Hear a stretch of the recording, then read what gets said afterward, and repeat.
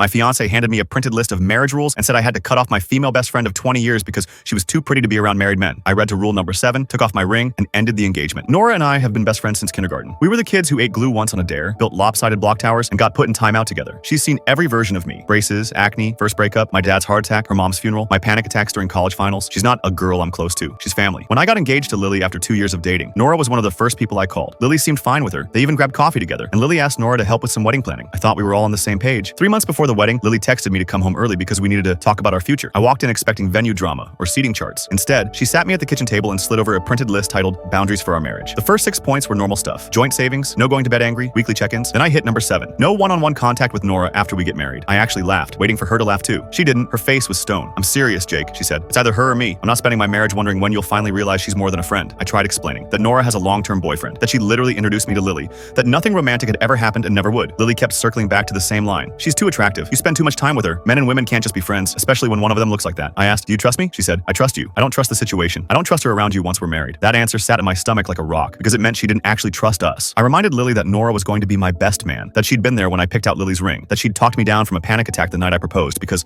I was terrified Lily would say no. None of it mattered. If you can't prioritize your wife over some childhood friend, she said, maybe you're not ready for marriage. So I flipped it. If I asked you to cut off your best friend Chris, would you? She didn't even hesitate. That's different. Chris is gay. There's no risk. As if the only reason to keep someone in your life is a lack of attraction, like love and history and loyalty don't count. That was the click moment. This wasn't about Nora being pretty or protecting the marriage. It was about control, about making me prove my devotion by cutting out someone who'd been there before Lily and would probably be there after. I sat there for a long minute, then said the quiet realization out loud. If you can't accept someone who's been my family for 20 years, someone who has seen me at my worst and stayed, maybe we're not ready to build a life together. Lily burst into tears. You're choosing another woman over your future wife. I've sacrificed so much for us, and you won't do this one thing for me. I asked, what exactly have you sacrificed? She went quiet. Then she snapped, every married couple has boundaries. You're being childish. Fine, keep your little girlfriend, but don't come crying to me when this marriage falls apart because you refuse to set proper boundaries. That was it. She'd said the part she really believed. I took off my ring, set it on the table, and said, then there won't be a marriage to fall apart. She stared at the ring like it had betrayed her. I was strangely calm. I packed a bag and went to my brother's place. The next morning, Nora called me in tears. Lily had sent her a string of messages blaming her for destroying our relationship, calling her names I won't repeat. Nora was apologizing, saying she'd back off, skip the wedding, whatever it took to fix things. I told her this wasn't about her at all, and that if someone needed to disappear from my life for this to work, maybe that someone should never have been in my fiancé role. 2 weeks later, we officially canceled the wedding. Now when I think about it, I'm grateful Lily showed me who she really was.